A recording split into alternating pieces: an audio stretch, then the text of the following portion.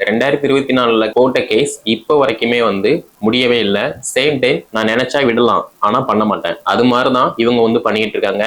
ஏடிஜிபின்னு சொல்லி நம்ம அந்த வெப்சைட்ல வந்து கல்பனா நாயக் ஐபிஎஸ் அவர்கள் நேம் வந்து இருக்கு.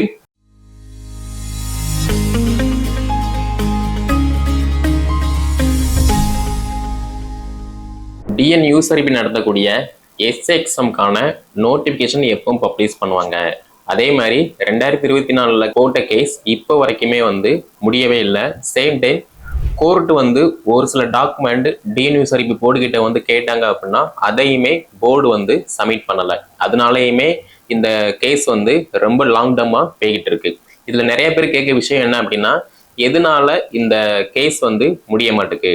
அதே மாதிரி எங்களுக்கு ஏஜ் வந்து இப்போ கம்ப்ளீட் ஆயிருச்சு, இதுக்கப்புறமா வரக்கூடிய நோட்டிபிகேஷனுக்கு வந்து ஏஜ் ரிலாக்ஸேஷன் கொடுப்பாங்களா இல்லையா அப்படிங்கிற மாதிரி நிறைய குழப்பத்தோட ஒரு மனம் தளறி தான் வந்து மாணவர்கள் எல்லாருமே வந்து இருந்துட்டு இருக்கீங்க. அப்படி இருக்கும்போது இந்த கவர்மெண்ட் நினைச்சாங்க அப்படின்னா ஆக்சுவலா ஏஜ் ரிலாக்ஸேஷன் வந்து கொடுக்கலாம். அதே மாதிரி நோட்டிபிகேஷன் எப்ப வேணா பப்ளிஷ் பண்ணலாம். இந்த கேஸையுமே வந்து முடிக்கலாம். இந்த சூர்யா படத்தை கூட சொல்லுவாங்க தெரியுமா, நான் நினைச்சா விடலாம் ஆனா பண்ண மாட்டேன். அது மாதிரிதான் இவங்க வந்து பண்ணிட்டு இருக்காங்க. ஸோ சிஎம் நினைச்சாங்க அப்படின்னா தாராளமா இந்த கேஸை வந்து கம்ப்ளீட்டா முடிச்சு அடுத்த நோட்டிபிகேஷன் வந்து பப்ளிஷ் பண்ணலாம். அதே மாதிரி போர்டுமே வந்து அந்த கோர்ட் கேட்கக்கூடிய டாக்குமெண்ட்டை கொடுத்துட்டாங்க அப்படின்னா இந்த கேஸ் சுமூகமா முடிஞ்சு ட்ரைனிங் வந்து போற மாதிரி இருக்கும், அடுத்த நோட்டிபிகேஷன் வர மாதிரி இருக்கும். இது வந்து காமன். அதே மாதிரி நம்ம டிஎன் யூசர்பி போர்டை பொறுத்த மட்டும் ஆக்சுவலா வந்து அங்க இருக்கக்கூடிய ஸ்ட்ரென்த்துமே வந்து பாத்தீங்க அப்படின்னா ப்ராப்பரா வந்து இல்ல அப்படிங்கிற மாதிரி தான் இருக்கு. ஃபார் எக்ஸாம்பிள் ஃபர்ஸ்ட் ஹெட் இதுக்கு முன்னக்கூட்டி யாரு இருந்தாங்க அப்படின்னா சீமா அவர்கள் அம்மா அவர்கள் வந்து இருந்தாங்க. அவங்க இருக்கும்போது உங்க எல்லாத்துக்குமே தெரியும் ப்ராப்பரா வந்து நோட்டிபிகேஷன் வந்து பப்ளிஷ் பண்ணுவாங்க. எக்ஸாம், அடுத்து பிசிக்கல், மெடிக்கல் அண்ட் ட்ரைனிங், இது எல்லாமே வந்து ப்ராப்பரா நடந்துகிட்டு இருந்துச்சு. இவங்க போனதுக்கு அப்புறமா சுனில்குமார் சார் அவர்கள் வந்து அப்பாயின்மெண்ட் பண்ணாங்க. அதுக்கப்புறமா கோர்ட்ல கேஸ் போட்டாங்க. அதுக்கப்புறமா ரிசர்வேஷன் வந்து மிஸ்டேக் பண்ணாங்க. நிறைய ப்ராப்ளம் வந்து கிரியேட் ஆயிடுச்சு. அப்படி இருக்கும்போது ஒரு போர்டு இருக்கு அப்படின்னா அந்த போர்டுக்கு ஹெட் வந்து மஸ்ட் இம்பார்ட்டன்ஸ். ஸோ சீமா அவர்கள் அம்மா அவர்கள் இருந்த மாதிரி இப்ப யாராவது இருந்தாங்க அப்படின்னா மேபி இந்த கேஸ் வந்து முடிஞ்சிருக்கும். அதே மாதிரி ட்ரைனிங்குமே வந்து போயிருப்பாங்க, அடுத்த நோட்டிபிகேஷனுமே வந்து பப்ளிஷ் பண்ணியிருப்பாங்க. பட் இப்போ வரைக்குமே அப்படி எந்த ஒரு ஸ்டெப்புமே எடுக்கலை. அதே மாதிரி நம்ம போர்டை பொறுத்த மட்டும் ஃபர்ஸ்ட் ஒன் என்ன அப்படின்னா டிஜிபி, அவங்களுக்கு கீழே ஏடிஜிபி, அவங்களுக்கு கீழே யார் அப்படின்னா ஐஜி. ஸோ இப்போதைக்கு வந்து டிஜிபி வந்து பாத்தீங்கன்னா இல்லை. அதே மாதிரி ஏடிஜிபின்னு சொல்லி நம்ம அந்த வெப்சைட்ல வந்து கல்பனா நாயக் ஐபிஎஸ் அவர்கள் நேம் வந்து இருக்கு. அதே மாதிரி ஐஜி நேம்ல வந்து பார்த்தோம் அப்படின்னா ராஜேஸ்வரி அம்மா அவர்கள் பேர் வந்து அவைலபிளா இருக்கு. ஸோ இவங்களுக்கு கீழே வந்து பாத்தீங்க அப்படின்னா எஸ்பி, ஏடிஎஸ்பி வந்து ஒர்க் பண்ற மாதிரி இருக்கும். ஸோ எஸ்பியை பொறுத்த மட்டும் SP1, SP2. SP1 பொறுத்த மட்டும் ரெக்ரூட்மெண்ட் ப்ராசஸ் இது எல்லாத்தையுமே வந்து ஹேண்டில் பண்ற மாதிரி இருப்பாங்க. இவங்களுக்கு கீழே நிறைய ஏடிஎஸ்பி வருவாங்க. அதே மாதிரி SP2க்கு கீழே வந்து பாத்தீங்க அப்படின்னா அட்மின் கண்ட்ரோல் எல்லாமே வந்து இருக்கிற மாதிரி இருக்கும். ஸோ இப்படி இருக்கும்போது இவங்கெல்லாம் வந்து எதையுமே வந்து கிரியேட் பண்ண முடியாது. ஓகேவா? ஸோ அப்போ ஹெட் யாரு அப்படின்னா டிஜிபி தான் ஹெட். அவங்களுக்கு கீழே யாரு அப்படின்னா ஏடிஜிபி, அவங்களுக்கு கீழே ஐஜி. இப்ப இருக்கக்கூடிய ஐஜி இந்த டாக்குமெண்ட்டுக்கு சைன் போட்டு ஏதாவது பண்ணுனாங்க அப்படின்னா மேபி அவங்க மேல ஏதாவது வரக்கூடிய வாய்ப்பு இருக்கு, மிஸ்டேக் ஏதாவது வரக்கூடிய வாய்ப்பு இருக்கு.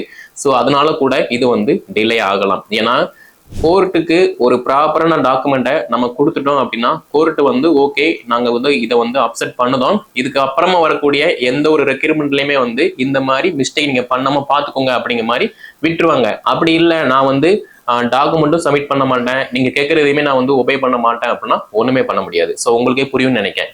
கரெக்டா? அப்படி இருக்கும்போது டிஎன் யூசர்பி போர்டு வந்து கோர்ட்டு கேட்ட டாக்குமெண்ட்டை வந்து சப்மிட் பண்ணல. அதனால இந்த கேஸ் வந்து இழுபறியில இருந்துகிட்டு இருக்கு.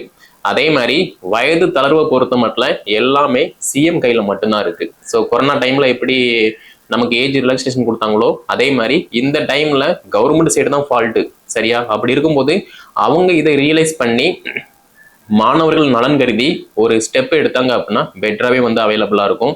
சேம் டைம் ஒரு ஆட்சியில மக்களுக்கு சாட்டிஸ்ஃபைடான ஒரு ஆட்சி இல்லை அப்படின்னா அந்த ஆட்சிக்கு வந்து ஒரு முழு மதிப்பே வந்து கிடையாது. ஸோ டிஎம்கே ஆட்சியை பொறுத்த மட்டும் இவங்க டிஎன் யூசர்பி போர்டு மட்டும் கிடையாது, டிஆர்பி போர்டு மேலேயுமே வந்து நிறைய ரீமார்க் வந்து இருந்துகிட்டு தான் இருக்கு. ஸோ டிஆர்பி போர்டுலையுமே வந்து பாத்தீங்க அப்படின்னா ஒரு எக்ஸாமுக்கு கிட்டத்தட்ட எக்ஸாம் முடிஞ்சு 6-7 மாசம் ஆகுது, இன்னுமே வந்து ஆன்சர் கீ வந்து பப்ளிஷ் பண்ணல. அதே மாதிரி ஒரு எக்ஸாம் முடிஞ்சு அதுக்கு ரிசல்ட் பப்ளிஷ் பண்ணி சர்டிபிகேட் வெரிஃபிகேஷன் முடிஞ்சு இன்னும் அப்பாயின்மெண்ட்டுமே போடாம தான் இருக்காங்க. ஸோ இந்த ஆட்சியில இது வந்து ரொம்ப ஒரு ரீமார்க்கா இருந்துகிட்டு தான் இருக்கு. அதே மாதிரி தான் டிஎன்விஎஸ்ஆர்பி போர்டுமே. ஸோ எக்ஸாம் முடிஞ்சிச்சு, பிசிக்கல் முடிஞ்சிச்சு, ஒரு ஓவரால் ரேங்க் லிஸ்ட் வந்து பப்ளிஷ் பண்ணாங்க. அதுக்கப்புறமா வந்து இல்ல இதுதான் வந்து கரெக்ட் அப்படிங்கிற மாதிரி மறுபடியுமே வந்து இது பண்ணாங்க. அவங்க பண்ணது எல்லாமே ஓகே தான். பட் இருந்தாலுமே ஒரு ரிசல்ட் பப்ளிஷ் பண்ணிட்டு அதுக்கப்புறமா அடுத்த ஒரு ரிசல்ட் பப்ளிஷ் பண்ணிட்டு இவங்கெல்லாம் அன்ஃபிட், இவங்க தான் வந்து ஃபிட் அப்படிங்கிற மாதிரி சொல்லும் போது மட்டும்தான் கோர்ட்டுக்கு வந்து கேஸ் போகுது. ஓகே, அதே மாதிரி ஸ்டூடெண்ட் எல்லாருமே இப்போ வந்து ரொம்ப ஸ்ட்ராங்காகவே இருந்திருக்காங்க. சேம் டைம் ரொம்ப கிளியரா இருக்காங்க. கரெக்டா? ஸோ இந்த 41 பேர் வந்து கேஸ் போட்டிருக்காங்க. அவங்க வந்து கேஸ் போட்டிருக்காங்க அப்படின்னா அவங்க கஷ்டப்பட்டு படிச்சிருக்காங்க, கஷ்டப்பட்டு உடம்ப வருத்தி கொண்டு பிசிக்கல் எல்லாமே அட்டன் பண்ணிருக்காங்க. ஒரு காக்கி கனவோட வந்து இருக்கும்போது இல்ல நீங்க வந்து அன்ஃபிட் அப்படின்னா எவ்வளவு கஷ்டமா இருக்கும். ஸோ இது வந்து காமனா எல்லாருமே வந்து திங்க் பண்ணி பாருங்க. நம்ம எல்லாமே கஷ்டப்பட்டு படிக்கும், பிசிக்கல் நல்லா பண்றோம், ஒரு கனவோட ஃப்ரெண்ட்ஸு, ஃபேமிலி சர்க்கிள், ரிலேஷன்ஷிப் சர்க்கிளில் வந்து நான் எஸ்ஏ ஆக போகிறேன் அப்படின்னு சொல்லி வச்சிருப்போம். அப்படி இருக்கும்போது இல்லை நான் வந்து அந்த கனவு இல்லை அப்படின்னு சொல்லும் போது எவ்வளோ கஷ்டமாக இருக்கும். ஸோ அதனால இந்த வீடியோ பார்த்துட்டு மாணவ மாணவிகள் படிங்க. சேம் டைம் கோர்ட்ல கேஸ் போட்டக்கூடிய மாணவர்களுமே வந்து மனம் தளராம இருங்க. ஸோ இது இல்லை அப்படின்னா அடுத்து சுப்ரீம் கோர்ட் தான் நீங்க வந்து போற மாதிரி இருக்கும். ஸோ சுப்ரீம் கோர்ட்டுக்கு ஒன்ஸ் போறாங்க அப்படின்னா டிஎன்விஎஸ்ஆர்பி போர்டு மேல ஒரு பெரிய ரீமார்க்கா இருக்கும். அதை இங்கேயே வந்து சால்வ் பண்ணிட்டாங்க அப்படின்னா ஓகே தான். மேபி சுப்ரீம் கோர்ட் வரைக்கும் ஸ்டூடெண்ட் போறாங்க அப்படின்னா போர்டு மேல ஒரு பெரிய ரீமார்க் வரும். அப்படி இருந்துச்சு அப்படின்னா அது வந்து ரொம்ப ஒஸ்டா தான் இருக்கும். கரெக்டா? ஸோ நான் ஃபர்ஸ்டே சொன்ன மாதிரி போர்டுக்கு வந்து இப்போ கரெக்டான மெம்பர் வந்து அவைலபிளா இல்லை. சேம் டைம் February 4 வந்து பாத்தீங்க அப்படின்னா இப்போ இருக்கக்கூடிய ஜட்ஜு வந்து மாறக்கூடிய வாய்ப்புமே இருக்கு. ஸோ இதுக்கப்புறமா என்ன ப்ராசஸ் அப்படிங்கிற மாதிரி அப்பதான் தெரியும். இதுக்கப்புறமா வந்து நம்ம போர்டு வந்து கரெக்டா இருக்குமா இல்லையா அப்படிங்கிற மாதிரி அது கவர்மெண்ட் சைடு மட்டும்தான் இருக்கு. அதே மாதிரி போர்டோட சைடு மட்டும்தான் இருக்கு. ஸோ இந்த வீடியோ பார்த்துட்டு இருக்க மாணவ மாணவிகள் கவர்மெண்ட் நினைச்சாங்க அப்படின்னா பண்ணலாம். ஆனா பட் அவங்க எந்த விதமான ஸ்டெப்புமே எடுக்காம இருக்காங்க. இதே மாதிரி மாணவர்கள் நலன் கருதி நிறைய அரசியல் தலைவர்கள் எல்லாருமே வந்து ஃபார் எக்ஸாம்பிள் இப்போ பிஜேபி தலைவர் அண்ணாமலை அவர்கள்லாம் வந்து ஏன் இன்னும் பப்ளிஷ் பண்ணல, அப்போ மாணவருடைய வாழ்க்கை அந்த நலன் வந்து என்ன ஆகுது அப்படிங்கிற மாதிரி வந்து கொஸ்டின் வந்து ரேஸ் பண்ணியிருந்தாங்க. அதே மாதிரி சட்டசபையிலுமே வந்து பாத்தீங்க அப்படின்னா ஒரு சில எம்எல்ஏ எல்லாம் வந்து கொஸ்டின் வந்து கேட்டிருந்தாங்க. ஸோ அதுக்குமே வந்து ப்ராப்பரான ரெஸ்பான்ஸ் வந்து நம்ம ஆளுங்கட்சி வந்து கொடுக்கல. ஸோ அப்படி இருக்கும்போது கவர்மெண்ட் வந்து என்ன பண்ண போறாங்க அப்படிங்கிற மாதிரி ஒரு பெரிய கொஸ்டின் மார்க்கா மட்டும்தான் இருக்கு. சேம் டைம் போர்டுமே வந்து ஒரு ப்ராப்பரா இல்லாம அந்த கோர்ட்டு கேட்கக்கூடிய டாக்குமெண்ட் எதுவுமே கொடுக்காம தான் இருக்காங்க. அதனால மட்டும்தான் இந்த கேஸ் வந்து இவ்வளவு நெடுந்தூரம் வந்து டிராவல் பண்ணிக்கிட்டே இருக்கு. ஸோ மேபி கோர்ட்டு கேட்கக்கூடிய டாக்குமெண்ட்டை டிஎன்விஎஸ்ஆர்பி போர்டு கரெக்டா கொடுத்துருந்தாங்க அப்படின்னா இந்த கேஸ் எப்பவும் முடிஞ்சிருக்கும். நோட்டிபிகேஷனுமே வந்து எப்பவோ வந்து பப்ளிஷ் பண்ணியிருப்பாங்க. பட் ஸ்டில் கோர்ட்டுக்கு போர்டு வந்து சப்மிட் பண்ணல. ஓகே, அதே மாதிரி பிசி எக்ஸாமுக்கான நோட்டிபிகேஷன் எப்போ அப்படிங்கிற மாதிரி நிறைய பேர் கேட்குங்க. பிசி எக்ஸாமை பொறுத்த மட்டும் ஆல்ரெடி ப்ரீவியஸ் பேஜ் வந்து எக்ஸாம் முடிச்சு பிசிக்கல் முடிச்சு ட்ரைனிங் வந்து போயிட்டாங்க. அது இவங்க எல்லாத்துக்குமே தெரியும். அப்படி இருக்கும்போது பிசி எக்ஸாமுக்காவது அந்த நோட்டிபிகேஷன் வந்து பப்ளிஷ் பண்ணலாம். பட் அதுவுமே வந்து இப்போ வரைக்குமே வந்து பப்ளிஷ் பண்ணல. ஆக்சுவலா வந்து நம்ம டிஆர்பி அதாவது டிஎன்விஎஸ்ஆர்பி கிட்ட வந்து கால் பண்ணி கேட்டோம் அப்படின்னா நாங்க ப்ராசஸ் பண்றோம், அதாவது கவர்மெண்ட் சைடு வந்து மூவ் பண்ணாங்க அப்படின்னா நாங்க வந்து பப்ளிஷ் பண்ணிடுவோம் அப்படிங்கிற மாதிரி வந்து சொல்றாங்களே தவிர போர்டு வந்து நிறுத்தி வைக்கணும் அப்படிங்கிற மாதிரி எந்த விதமான ஒரு இதுவுமே கிடையாது. ஸோ எல்லாமே வந்து சிஎம் கண்ட்ரோல்ல மட்டும்தான் இருக்கு. ஸோ சிஎம் நினைச்சாங்க அப்படின்னா நினைச்சா விடலாம், ஆனா பட் விட மாட்டுக்காங்க. அவ்வளவுதான் வந்து பாயிண்ட். அதே மாதிரி PC exam SA exam preparation பண்ணக்கூடிய மாணவ மாணவிகள் தயவு செய்து மனம் தளராம படிங்க. நீங்க இந்த எக்ஸாம் இல்லை அப்படின்னா அடுத்த ஒரு எக்ஸாம் இருக்கு, அதை ப்ரிப்பரேஷன் பண்ற மாதிரி இருக்கும். ஃபார் எக்ஸாம்பிள் பிசி எஸ்ஏ மட்டுமே உங்களுக்கு வந்து யூனிஃபார்ம் கிடையாது. டிஎன்பிசி நடத்தக்கூடிய குரூப் 1 எக்ஸாம்ல டிஎஸ்பி போஸ்ட் வந்து அவைலபிளா இருக்கு. அதாவது உங்க எல்லாருக்குமே தெரியும் பிசி கிரேட் 2 அதே மாதிரி எஸ்ஏ இந்த 2 போஸ்டிங்குமே வந்து ஒரு ஒரு ஒரு ஆவரேஜான ஒரு போஸ்டிங் தான். ஆனால் டிஎன்பிசி குரூப் 1 போஸ்டிங்கை பொறுத்த மட்டும் டிஎஸ்பி போஸ்டிங் மேபி நீங்க டிஎஸ்பி ஆயிட்டீங்க அப்படின்னா உங்களுக்கு கீழே நிறைய இன்ஸ்பெக்டர், நிறைய sub inspector, head constable, grade 2 PC, grade 1 PC இவங்கள மாதிரி எல்லாருமே வந்து ஒர்க் பண்ற மாதிரி இருக்கும். இதை நான் ஏன் சொல்றேன் அப்படின்னா, பிசி எக்ஸாமும் இருக்கட்டும் அண்ட் எஸ்ஏ எக்ஸாமும் இருக்கட்டும், ரெண்டுக்குமே வந்து 10th படிச்சவங்க, டிகிரி படிச்சவங்க மட்டுமே வந்து அப்ளை பண்றது கிடையாது. ஃபார் எக்ஸாம்பிள் இப்போ நான் பிசி எக்ஸாம் சொல்றேன். பிசி எக்ஸாமுக்கு என்ன குவாலிஃபிகேஷன்? 10th தான் குவாலிஃபிகேஷன். ஆனா நம்ம 10th படிச்சுட்டு மட்டும் அட்டன் பண்றோம், அப்படி இல்லை. நம்ம டிகிரி படிச்சாலும் அங்கதான் போய் முட்டி மோதி நிற்கும். நம்ம டிகிரி 10th ஃபெயில் ஆயிட்டு பாஸ் பண்ணாலுமே அங்கதான் போய் முட்டி மோதி நிற்கும். அப்போ நம்ம கிட்ட ஒரு டிகிரி இருக்கு. டிகிரி இருக்கும்போது எதுக்கு நம்ம ஒரு ஹையர் போஸ்டிங்கா டார்கெட் பண்ணாம எதுக்கு ஒரு லோ போஸ்டிங்கா வந்து டார்கெட் பண்றோம்? நீங்க சொல்லலாம், சார் அதுதான் என்னோட கனவு அப்படிங்கிற மாதிரி சொல்லலாம். பிசி வந்து உங்களுடைய கனவா இருக்கு அப்படின்னா ஏன் டிஎஸ்பி வந்து உங்க கனவா இல்லை?